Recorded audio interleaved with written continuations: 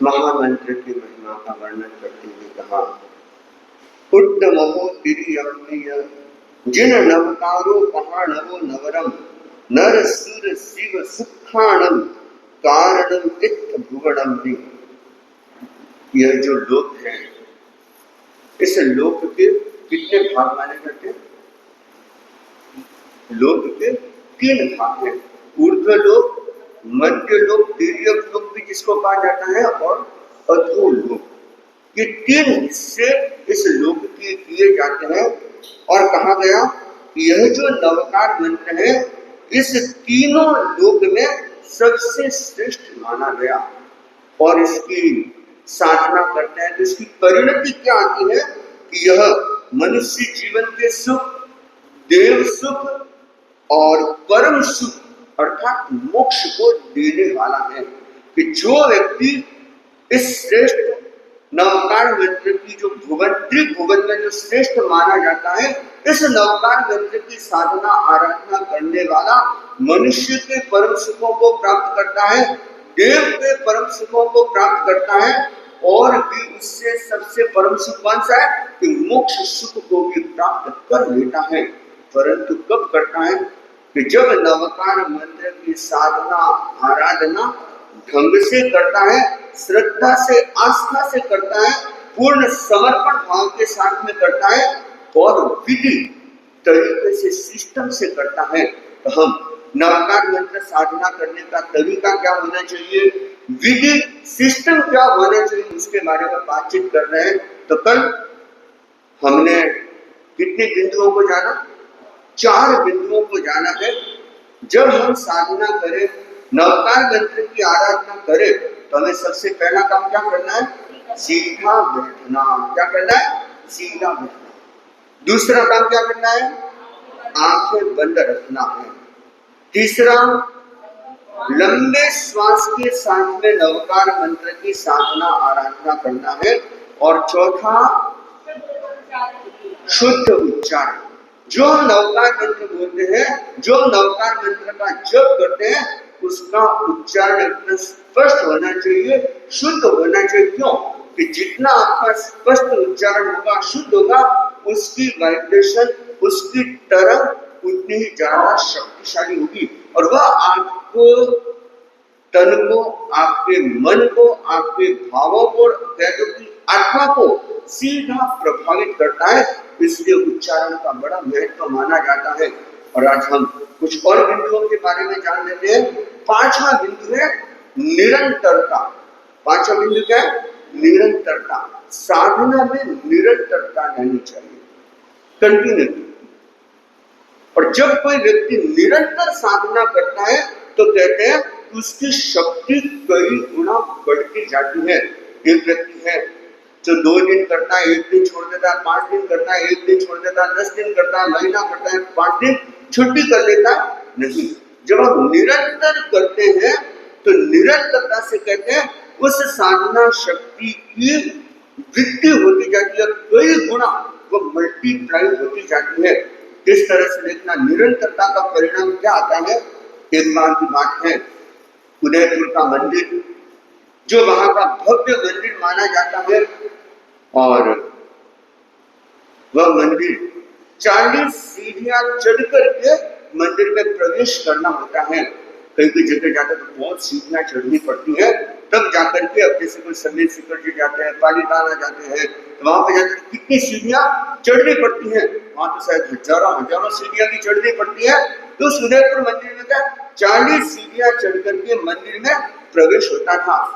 तो वहां का एक धनाढ्य सेठ था, वह आया, उसने अपनी पूजा आदि की, और करने के बाद में पंडित जी से कहा कि पंडित जी बोलो, जो कुछ आपको चाहिए मंदिर के लिए मैं देने के लिए तैयार हूं, बोले क्या चाहिए? और उस पंडित ने देखा कि सेठ नहीं बोल रहा है। कौन बोल रहा है? सेठ का अहंकार बोल रहा है, सेठ की सेठाई बोल रही है। कि और इस जुआन ने बोला कि देखो जो कुछ आपको चाहिए बोल दो। तो उससे पंडित ने देखा कि सेठ की सेठाई को क्या करना? तोड़ना, इसके अहंकार को तोड़ना है। तो उस पंडित ने कहा कि सेठ जी आप एक काम करिए, इस मंदिर की जितनी सीढ़ियां है ना, उन सीढ़ियों पर एक सीढ़ी से दूसरी सीढ़ी पर दुगुने दुगुने सिक्के चढ़ा दीजिए बस। जैसे पहली सीढ़ी पर एक सिक्का, तो दूसरी सीढ़ी पर दो सिक्के, तीसरी सीढ़ी पर चार, तीन चार दुगुने।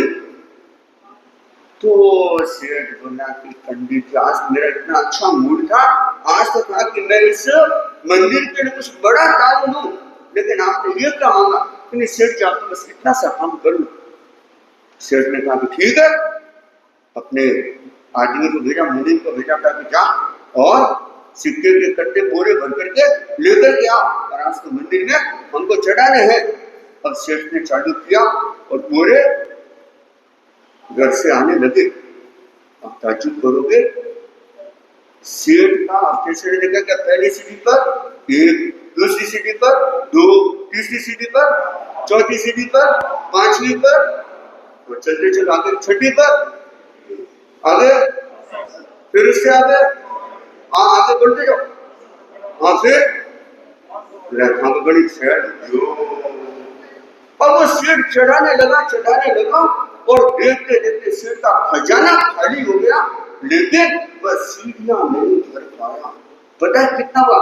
जब वो 40वीं सीढ़ी पर रखने की बात आई तो टोटल 40वीं सीढ़ी पर कितने सिक्के होते हैं? 5 खरब। कितने? 5 खरब 49 अरब 75 करोड़ 58 लाख 13,888 सिक्के सिर्फ 40वीं सीढ़ी पर। और एक से अगर 40 सीढ़ी तक के अगर काउंट करते हैं तो टोटल सिक्कों का योग होता है 10 खरब 99 अरब 51 करोड़ 16 लाख 27,775 सिक्के। वो सेठ ने देखा ये क्या है? तो बस यही है सेठ जी, ये क्या? ये निरंतरता।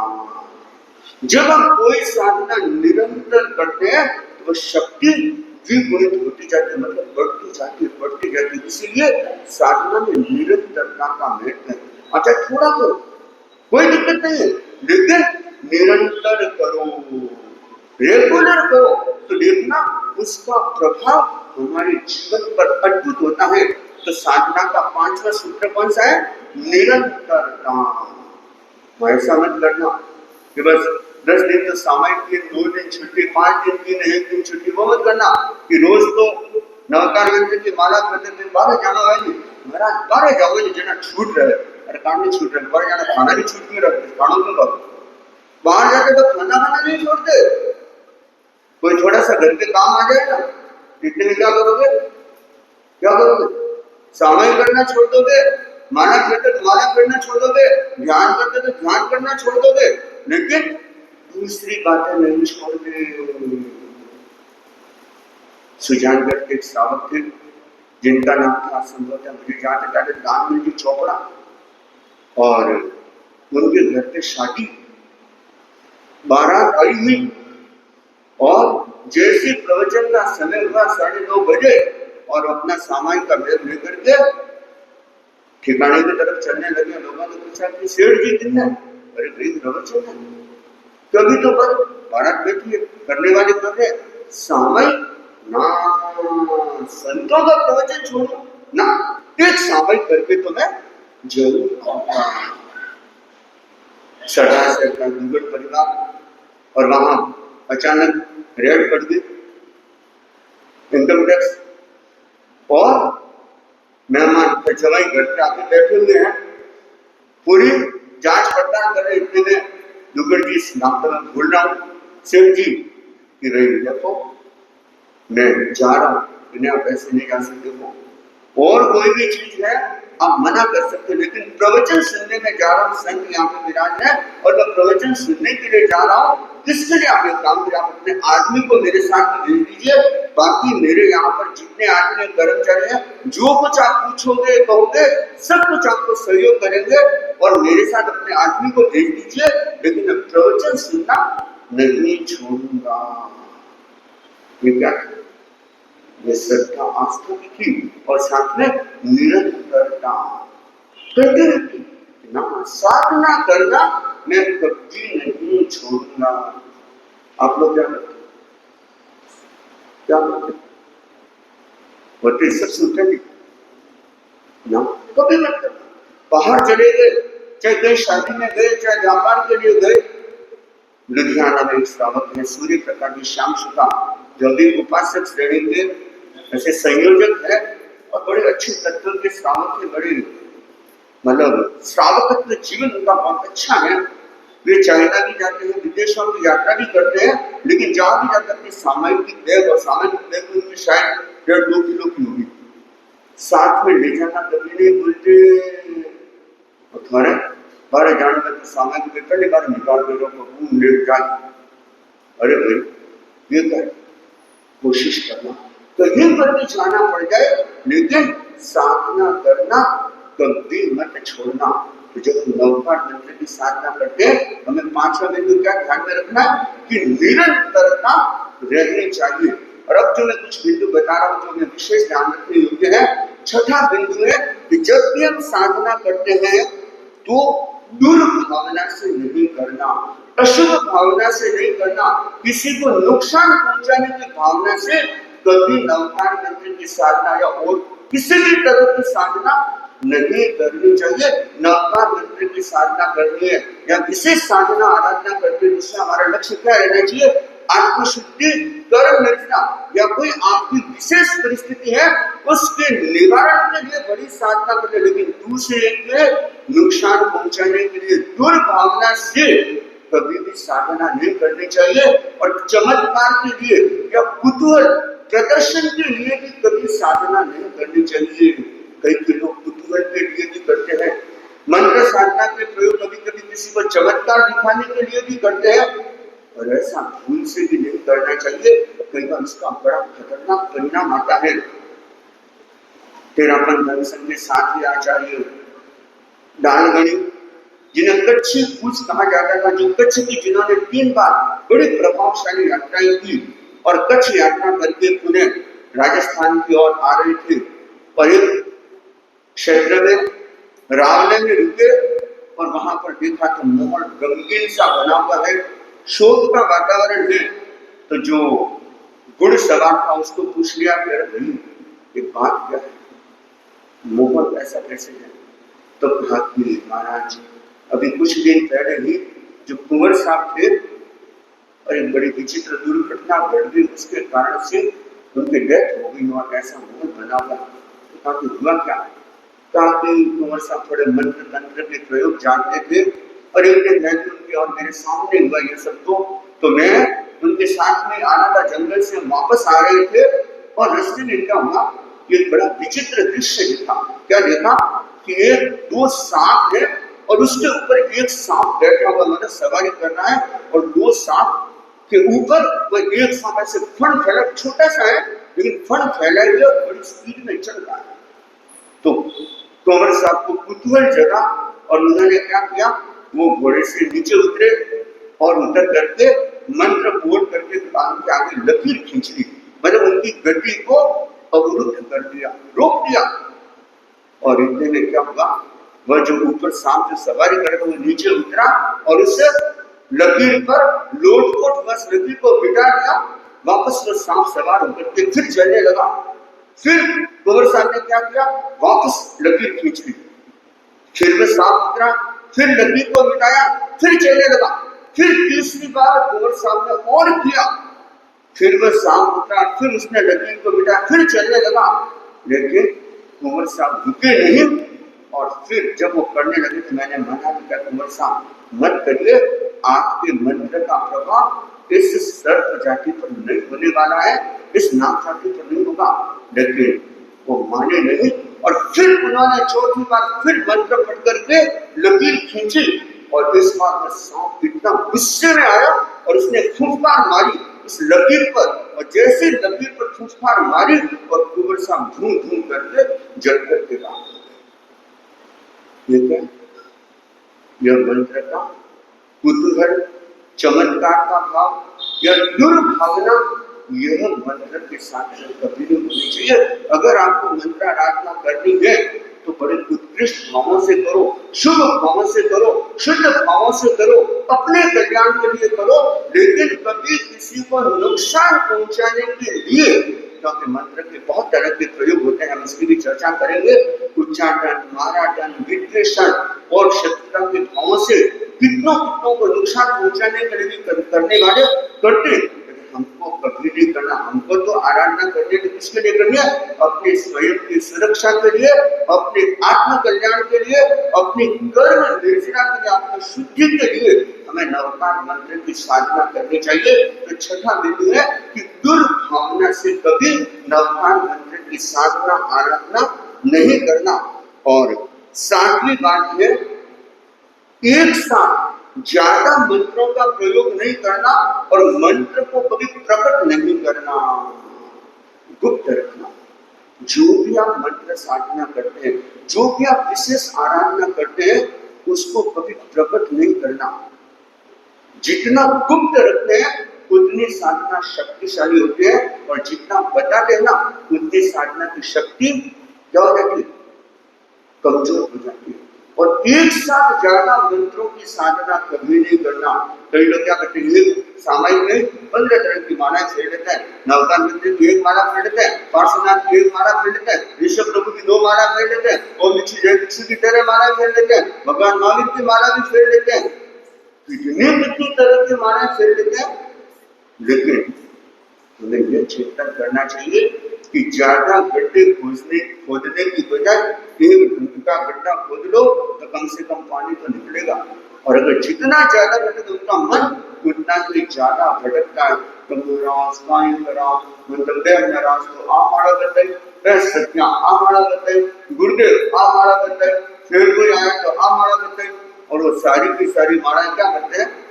बस पकड़ते जाते, करते जाते, पकड़ते जाते, करते जाते हैं। और ऐसे व्यक्ति है ना, वो ज्यादा चंचलता में रहेंगे, वो कभी साधना की गहराई में उतर भी नहीं सकता। आप अगर करना है, आप 1 या 2 साधना अच्छे से करो, उसमें थोड़ा लंबा समय लगाओ, उसकी गहराई में जाने की कोशिश करो, उसको सही ढंग से करने की कोशिश करो। नहीं तो आप क्या करते हो, हमारे एक सामायिक आपको पता है कि मेरे पास टाइम तो एक सामायिक जितना ही है, और एक सामायिक में मेरे को सारी मालाएं पूरी करनी है। तो पूरी करने के लिए आप क्या करोगे? बस फटाफट फटाफट फटाफट पूरा करने का लक्ष्य रहेगा, ये कभी नहीं करना। तो एक साथ ज्यादा मंत्रों की साधना कभी नहीं करना। हाँ, कभी कोई परिस्थिति आपने एक में विश्वास किया, जिस पर आपको विश्वास है, उस साधना को करो, लेकिन करो एक साधना, और वो भी गुप्त तरीके से, कभी प्रकट नहीं करना। न तो तपस्या तब प्रकट करना चाहिए और न जब प्रकट करना चाहिए। लेकिन क्या दादा बताएं, कुछ मैं तो नहीं हर साल 1.25 लाख को जाप करूं, मैं तो ये जप करता हूं, मैं तो ये जप करता हूं, मैं तो ये जप करता हूं। अरे टाइम जप करें, बताने की जरूरत नहीं है। अपने करना है एकदम आराम से, अच्छे से, बस चुपचाप करो। जो साधना करनी है चुपचाप करो, गुप्त तरीके से करो। तो ये 7वां बिंदु हो गया कि हमें साधना करनी तो कैसे करनी है? गुप्त करनी है, और ज्यादा मंत्रों का प्रयोग एक साथ नहीं करना है। और कुछ बातें अब जो बताना, वो ध्यान रखने की बातें, किन किन बातों का हमें ध्यान रखना चाहिए। इसमें दिशा का भी बड़ा महत्व होता है। क्या कौन सी दिशा में बैठ करके करते हैं? पूर्व दिशा, उत्तर दिशा, या फिर ईशान कोण? पूर्व और उत्तर के बीच का जो होता है उसको क्या बोलते हैं? ईशान कोण। जिधर हम श्रीमंत प्रभु को भी वंदन किया करते हैं, तो ईशान कोण में मुंह करके वंदना कर सकते, साधना कर सकते हैं, या पूर्व या उत्तर दिशा में मुंह करके हम साधना कर सकते हैं। और कुछ लोग दक्षिण दिशा में भी मुंह करके करते हैं, अपना अपना चिंतन होता है। लेकिन ये 3 दिशाएं खास करके मानी जाती है, पूर्व दिशा, उत्तर दिशा, या फिर ईशान कोण में मुंह करके साधना करने का विशेष लक्ष्य रखें। और वेशभूषा, जो हमारे वस्त्र होते हैं, इसका भी बड़ा फर्क पड़ता है कि जितने सात्विक वेशभूषा होती है उतना साधना करने में मन लगता है। और जितनी तड़क, अभी जैसे बताइएगा, अचित विवेक या चंचलता पैदा करे, ऐसी चीजों को, ऐसी वस्तुओं को अपने पास में कभी नहीं रखना। आपको पता है कि मेरे को 1 घंटा साधना करनी है, आपको पता है कि मेरे को एक सामायिक करनी है जो चंचलता पैदा कर सकती है, ऐसी सारी चीजों को क्या करो, साइड में कर दो। और सबसे ज्यादा चंचलता किससे पैदा होती है? ये शैतान का बच्चा सबके पास में, ये मोबाइल। पहले तो इस शैतान के बच्चे को साइड में रखो, अपने पास जब आपको पता है सामायिक में यूज करना ही नहीं है, और ये ध्यान रखना सामायिक में कभी भी मोबाइल प्रयोग नहीं करना, मोबाइल को टच भी मत करो। सबसे अच्छी बात है लेके मत आओ, अगर लेके आ गए तो स्विच ऑफ करके अपने बैग में अंदर डाल दिया, तो साइड में रखने की जगह तो साइड में रख दो, और साइड में रखने की जगह नहीं है तो क्या करोगे, स्विच ऑफ करके बैग में अंदर डाल के छोड़ दो, बाहर तो रखना ही है। अब कई भी लोग क्या करते हैं कि मोबाइल बच जाता है, अब बंद करना भी नहीं है तो बंद करना नहीं है तो लेके भी नहीं आना चाहिए, और फिर कई लोग क्या देखते हैं मोबाइल बच गया तो मेरे को दोष लगेगा, अगर बंद करूंगा तो लेके आना भी दोष ही था। अब नहीं बंद करोगे तो सबका डिस्टर्ब होगा, सबके व्यवधान पड़ेगा, पूरे प्रवचन में व्यवधान होगा, तो ये हमारा विवेक होना चाहिए, तो जिससे चंचलता पैदा होती है। और अगर आप साधना कर रहे हो, ध्यान कर रहे हो, तो उस समय तो विशेष ध्यान रखना चाहिए कि मोबाइल एकदम साइड में दूर छोड़ दो, या किसी को बता दो कि अगर कोई आए तो आप देख लेना अभी मेरे 1 घंटे साधना का समय है। दूसरी बात, वेशभूषा, मतलब इतनी सात्विक वेशभूषा होनी चाहिए कि एक तो एकदम हल्के कपड़े मतलब क्या हो गया, ढीले, एकदम टाइट कपड़े होते हैं तो देखना उसमें क्या होता है, आप अपने बॉडी को रिलैक्स नहीं कर सकते, ढीला नहीं छोड़ सकते, शिथिल नहीं कर सकते, फिर बैठने में भी दिक्कत रहेगी, खिंचाव भी रहेगा। तो कपड़े ऐसे होने चाहिए जो हमारे सुविधा युक्त, मतलब एकदम ढीले, और दूसरे और एकदम सात्विक कपड़े, सफेद वेशभूषा सबसे अच्छी है भाइयों के लिए, खास करके अगर सफेद चद्दर होती है और पाजामा होता है, अगर आप चोलपट्टा पहनते हैं बहुत अच्छी बात है, कोई दिक्कत वाली बात नहीं है, नहीं तो सफेद पाजामा सबसे अच्छा माना जाता है।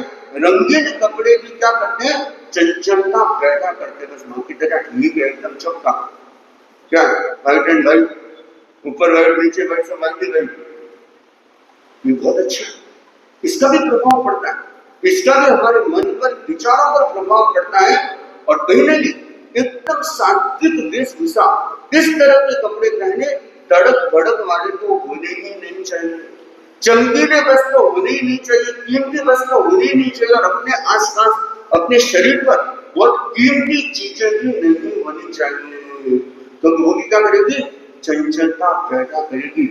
और कॉस्मेटिक लगा करके तो कभी नहीं आना चाहिए सामायिक साधना करने के लिए, प्रवचन सुनने के लिए। अगर आप साधना करने के लिए आए तो कॉस्मेटिक यूज कभी नहीं करना चाहिए, न तो तपस्या में करना चाहिए और न साधना में करना चाहिए। क्यों, ये भी क्या करेगा, ये भी चंचलता पैदा करेगा। मान लो कई को शौक होता है ना, परफ्यूम लगाने का शौक होता है, तो कई भी बहुत फूल को घाटते रुई डालता है, न कोई ऐसा ऊपर लटका रहा है, कोई यहाँ स्प्रे करता है। और मान लो आप आए, प्रवचन चल रहा है और आगे और बैठे बैठे जब उसकी स्मेल आएगी नहीं आएगी, आगे आपका क्या होगा, तो भाई जी अब पानी लगा आया हो, ये क्या हो रहा है, ये चंचलता, ऐसे चंचलता करनी, आपको भी चंचल, आपको हुई चंचल, लेकिन कितनों को चंचल बना रहे, ये ध्यान रखना। कॉस्मेटिक सामग्री का प्रयोग, तड़क भड़क वाली चीजों का प्रयोग, ये साधना अगर करनी है, इन चीजों से हमें विशेष बचाव रखना है। और अगला जो बिंदु है वह है कि पेट हमारा साफ रहना चाहिए। पेट क्या रहना चाहिए, साफ। अगर कब्जी है तो साधना नहीं कर सकते, साधना में मन ही नहीं लगेगा। तो पेट साफ रहना चाहिए और भोजन हमारा सात्विक होना चाहिए। अगर आपको साधना करनी तो भोजन कैसा होना चाहिए, सात्विक भोजन। जितना सात्विक भोजन होगा उतना साधना करने में मन लगेगा, उतनी चंचलता कम रहेगी। तो इन छोटी छोटी बातों का विशेष ध्यान रखना है। और जब भी हम साधना करें, ये जो 7 तो मुख्य बातें हुई थी, उसके साथ साथ ये जो छोटी छोटी बातें बताइए, ध्यान रखने की बातें हैं, इन बातों का आप लोग विशेष ध्यान रखेंगे। और यह मंत्र देखना और नवकार मंत्र को महामंत्र क्यों कहते हैं, इसके बारे में कल हम बातचीत करेंगे। और फिर उसके बाद में पंचपरमेष्ठ प्रभु का जो हम अरहत सिद्ध आचार्य की साधना कैसे करनी, अरहत कौन सिद्ध कौन, हम इसके बारे में भी चर्चा बातचीत करेंगे। तो नवकार मंत्र की साधना करने की विधि क्या होती है, किन बातों का हमें ध्यान रखना है, इसके बारे में आपको कुछ संक्षेप में जानकारी दी है। तो आप उन बातों को अच्छी तरह से अपनी डायरी में भी नोट कर लें और जब भी साधना करते हैं उन बातों का विशेष ध्यान रखेंगे। इन भावों के साथ में ओम शांति शांति शांति। रात्रिकालीन प्रवचन श्रृंखला का जो क्रम चल रहा है उसके अंतर्गत आज का विषय है, क्या विषय? प्रभु मुझे तारो पार उतारो। तो रात्रि में एक बहुत अच्छा प्रवचन का क्रम यहाँ से प्रारंभ हो रहा है। तो आप लोग लक्ष्य रखना कि हम कैसे हम पार उतर सकते हैं, इसके बारे में जानेंगे समझेंगे। तपस्या के क्रम में श्रीमान नरेंद्र जी कोठारी आज 10 की तपस्या में, विनीत सुपुत्र सरवण जी बोधरा 10 की तपस्या, संगीता देवी अशोक जी चिरावला 10 की तपस्या,